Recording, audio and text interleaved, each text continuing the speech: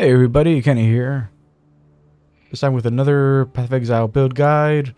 This time for what I like to call my Holy Necromancer build. So I noticed that from my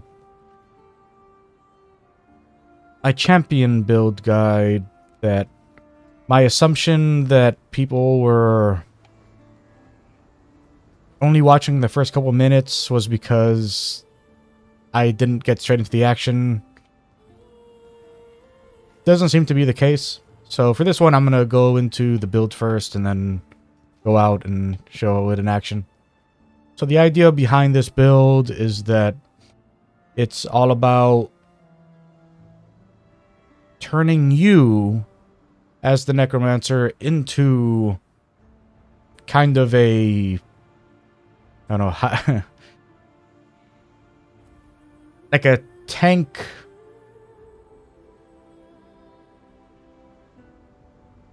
DPS that has minions but isn't focused on the minion part. So the minions are there and they're a part of everything that we're doing here, but they are not the I shouldn't say they aren't the source of the damage, because technically they are. That's what makes this build fun.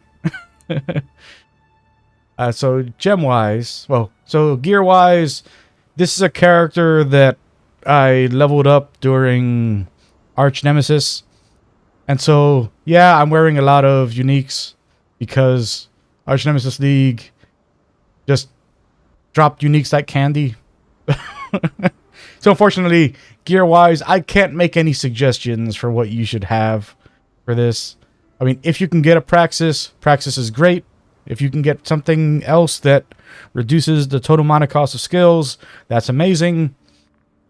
But I can't say that what I'm wearing is representative of what you would want to have for a build. So just, in my opinion, focus on getting your resistances right. Focus on getting, as many force linked items as you can, or whatever you want to do. But for the most part, what we really need here is just something capable of boosting your elemental damage to take advantage of the fact that we are using Road of Purity, Elemental Weakness, and we have Battle Mage's Cry linked to the offering skills, and also Absolution for more summoning. Our main attack skill here is Smite, which I have connected to Lightning Penetration, a Summon Phantasms, and an elemental damage with attacks. But, you can do what you like with that. I also have the Summon Holy Relic. I personally am not sure if this has ever been useful to me. I've had it since I started this character. I've had this with me. I don't know if it's any good. I bring it around with me everywhere. I just don't know. The Desecrate that we have here is so that we can enhance our body swap. And if you watched my Trickster build guide, this is actually the build that inspired that build.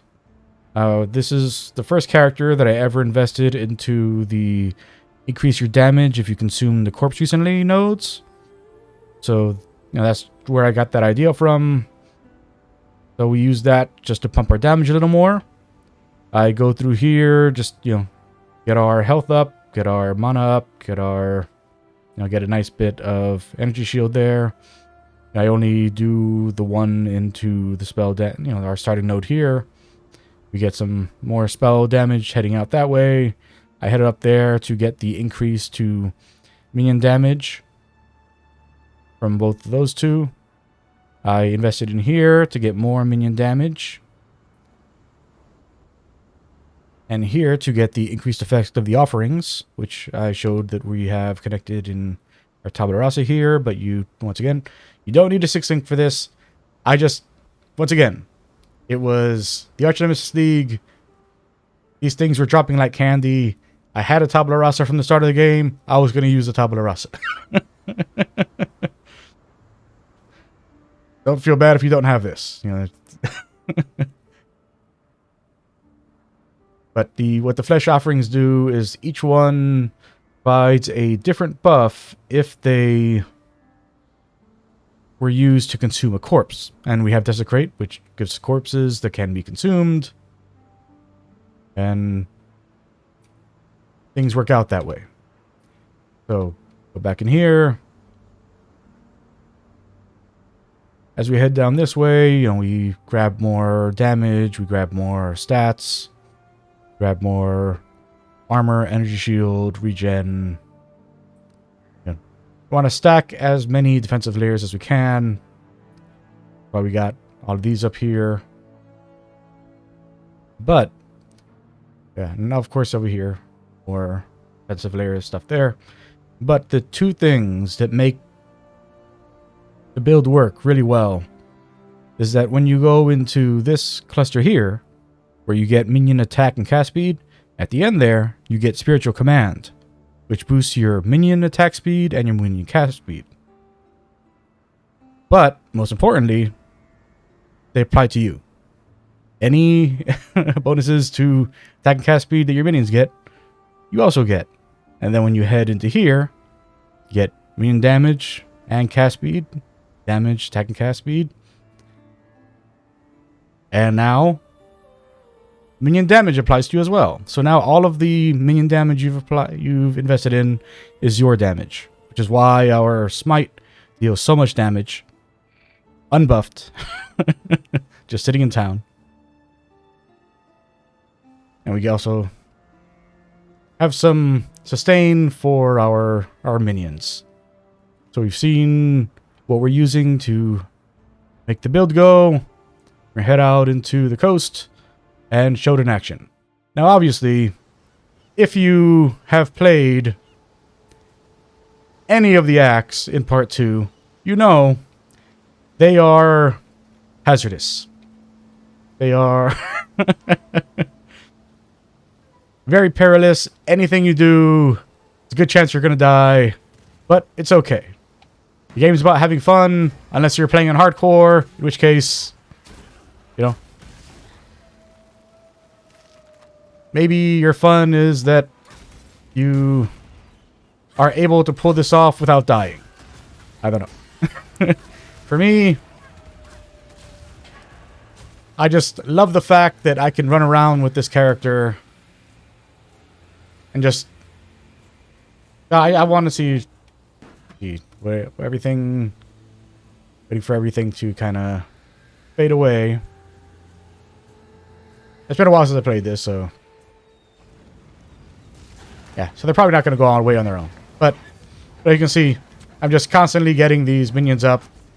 And I'm dealing my damage on my own, which is very nice. But they're also... They're right with me. Doing their part to... to keep everything going real nice. This is a very cool build. Like, having a tanky Necromancer is something I never thought of when I first started playing this game. Like, the first character I ever made in Path of Exile was a... was a Wand Witch. However, when I say it was my first character I ever made in Path of Exile, I'm talking immediately after open beta started. At the start of open beta, so that's, you know, talking we're talking, you have access to Act 3, but that's pre-Dominus Act 3. There were no no wand gems in the game. There's no power siphon. There's no I'm forgetting what the other two are called. Something blast and like the one that zigzags. You know, like those, none of those existed. So I spec'd into a build that there actually were no... there was no support for in the game. The only thing you could do was support your basic. Actually, no. Actually, no. Since there were no attack skills, you actually couldn't do anything. There were no skills. You could spec into 1 damage to attack with, and like maybe have some buffs, some auras to enhance you attacking. But that's pretty much all you could do. There's no, and I'm just mentioning that because since that was the first witch I ever made, the second witch I made was a necromancer.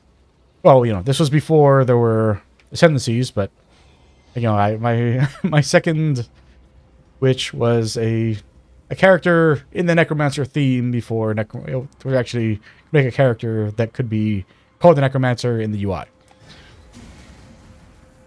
Anyway, so like I enjoyed that character. I got really far with that character, and they were a lot of fun. But back then, there was very quick fall off with how useful your minions could be.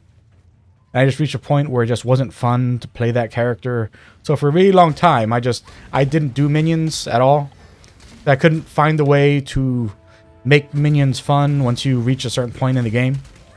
And this, I feel, is like...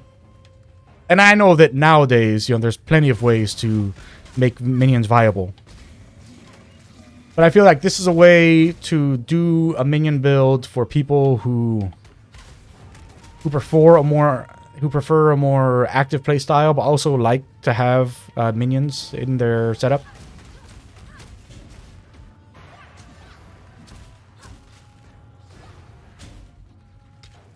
I'll be honest, I have no idea what just happened there. I saw what happened, but I honestly am not sure what that was. Oh, by the way, and I haven't been doing this because honestly I feel kind of bad doing it, but body swap is a stupid skill. It is an amazing stupid skill that you can just hold down, and it is just the best. Like, literally all I was doing was holding that down. Like, I highly recommend using body swap. It's super fun.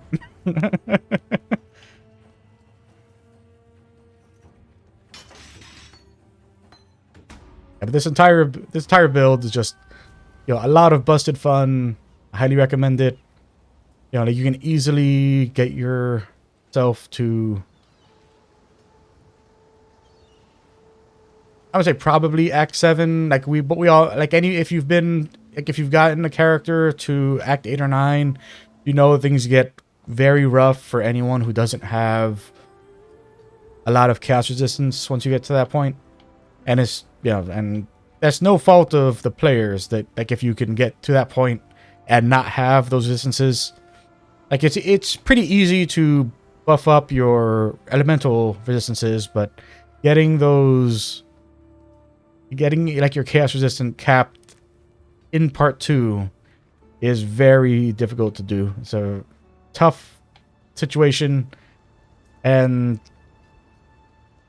okay, so I would say, like, build wise, I can't really say that there's anything you could do with this character that would improve on that situation.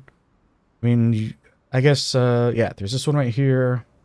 So you could get that mastery. You get an extra 7% along with the 8% here. But that's only 15% on your negative 60% overall. I mean, that's assuming you're on this side. Like if you're on this side, you have a few more options. Like, I think that there's a good one somewhere down here. But chaos resistance. That chaos. Yes.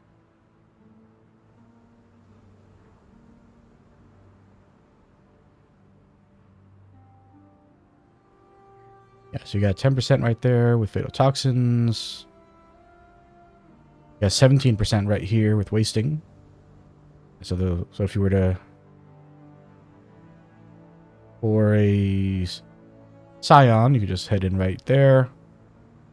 That nice one right here.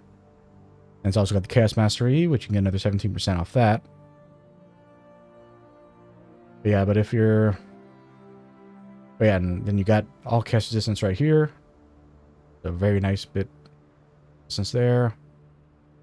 But for...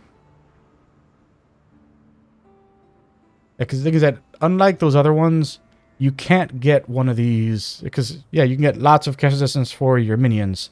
But you can't get something like the... Spiritual Command or Spiritual Aid for your resistances, unfortunately. You can do the reverse, but you can't do specifically that. Actually, you know what? Did I ever actually show the... I don't think I did. So what makes this, like all the things I was just doing work, is the fact that in Necromancer, if you were to go down this... This little branch right here. At the end there, you get Mistress of Sacrifice, which makes your offering skills affect you, but at 50% their effect. But if we look at the offerings, 25% movement speed, so you get around 12.5% bonus movement speed. You get an additional 13% attack and cast speed.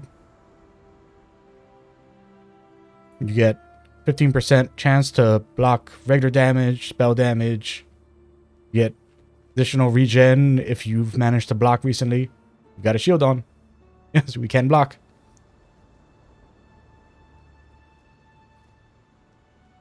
Yeah, we get a nice bonus to our critical strike chance and multiplier. Now these...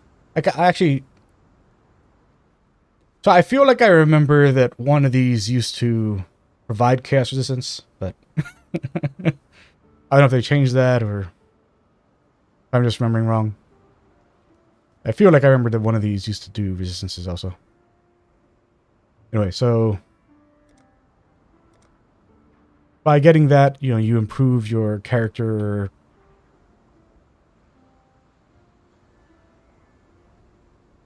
defenses by quite a bit. And just overall effectiveness by quite a bit. But yeah, but unfortunately, like if you wanted to go for chaos resistance, you really only have this little node right here. Then going for that mastery and this one right here. Because the chaos mastery here penetrate chaos resistance, but yeah, character-wise, you can't really spec into chaos resistance as a witch early on. It's more something you do if you're... I'd say probably like in the 60s, 70s. Then you'd probably be branched out enough to... Well, no. I shouldn't say that because... As a witch, you may not choose to head this direction, and all the good chaos resist stuff is on this side. I don't think there's anything... Yeah, nothing on the bottom, in the middle, or on the side there. So you really, like, you know, you're kind of limited to just that little block, you know, these three options here. Actually, I'm sorry, that wasn't an option. Just glowing because it has the chaos mastery thing. Actually, no, this isn't chaos mastery. This is just resistance. Same as that one. Yeah, so I guess you could go up here for the chaos mastery.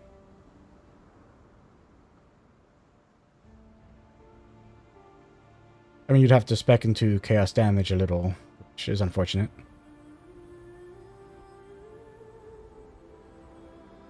Yeah. Yeah, because none of those would be effective for you unless you were actually speccing into chaos. But, like I said, you can get these nodes here, get you a bit...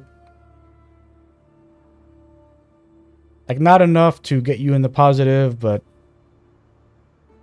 like enough that you aren't getting hit by everything for a full -60. Yeah, I know I'm really harping on the whole resistance thing, but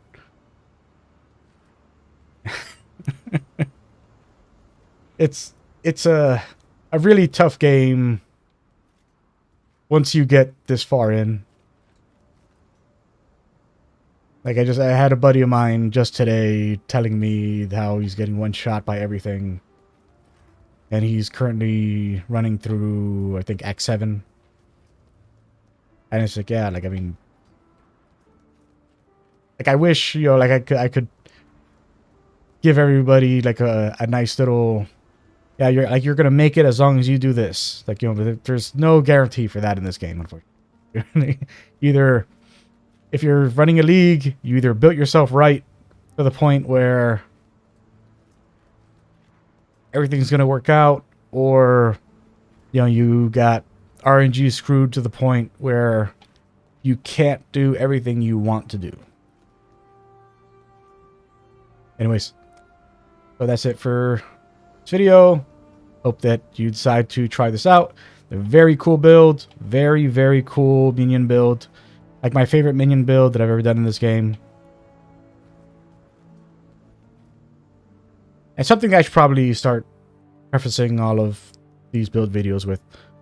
Like when I do these videos, like my entire point, I want you to be able to get through Act 5. That's all. That's all. That's my goal, is to help people make their, you know, play something that helps them get all the way through Act 5. If you can get through Act 5, then you may be able to persevere enough to make it all the way to the end. Which is that, yeah, that's the big hurdle, is finishing part 2, because part 2 does some really nasty stuff, and it is, if you're playing on your own, you know, you've got a lot going against you, but I really hope that you are willing to stick with it, just because this game is so great. This is my most played game of all time, hands down. But I am not someone who plays Path of Exile for the purpose of, you know, of, oh, I want to do all the Uber bosses and all that. Like that's not why I play this game. That's not why I play any game like that. You know, I don't care about rifts in Diablo 3. I don't care about, you know, rerunning, you know, Baal a million times in Diablo 2 on hell difficulty. I don't care about, you know, running the highest difficulty of anything. Like that's not my fun. My fun is being able to play a character that is fun. And this game lets you do that more than any other game in this genre. And I really hope that if that's something you're looking for, that you stick it out just to be able to try out all the nutso stuff that's available to you here. Anyways, that's going to be it for me. You have a great day, and I'll talk to you next time. Bye.